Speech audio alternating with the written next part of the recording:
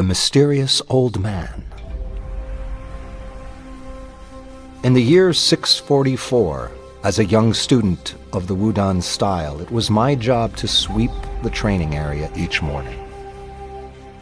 I started this job at 3:45 a.m.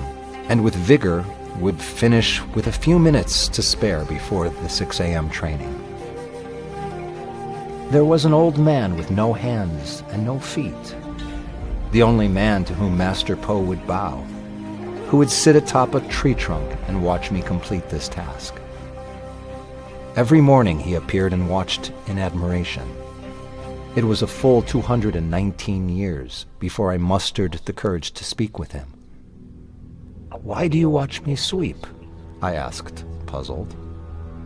"Ah, young cobra, what better unison of the hands and the feet than sweeping a floor? If you were in my position, you would savor the task," he replied.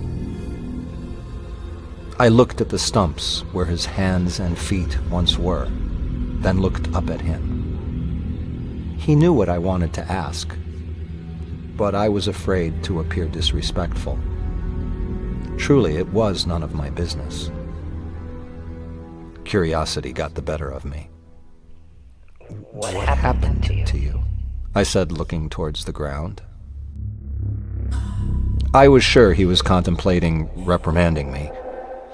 I was pleased when he began to speak. "Wudan was not always such a peaceful place," he began.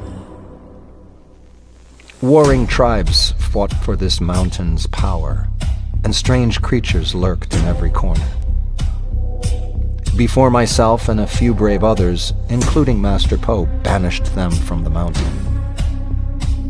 While fighting bandits near the Yushu River, a water snake grabbed my right foot and began to pull me under. Fearing for my life and unable to see the snake through the bloodied water, I removed my right foot with one slice of my sword. The only alternative was to drown. "What about your left foot?" I asked. The next day I was limping and slowing the group down. I asked to be left to die, but Po demanded that I fight. Soon, a daughter of a previously slain bandit had spotted us and fired an arrow from the ridge, which landed squarely in my left foot. Fearing gangrene, I removed my left foot with one slice of my sword. "What happened to your hands?" I asked quickly.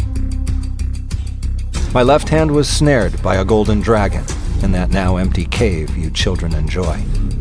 To avoid being pulled into the darkness and killed, I removed my left hand with one slice of my sword. He paused. My right hand was caught in a bear trap that same afternoon. Fearing death, I removed it with my teeth. I looked at his right hand's stump. It was ragged, not a clean cut like the others. It still looked painful. He looked relieved when the story was over. It pained him to relive the events. He took a sigh of relief and moved his gaze from me back over to the floor I was sweeping.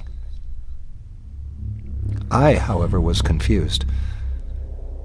"How did you find the strength to remove limb after limb in such gruesome fashion? I don't think I could do that." He smiled. "Well, then you would be dead.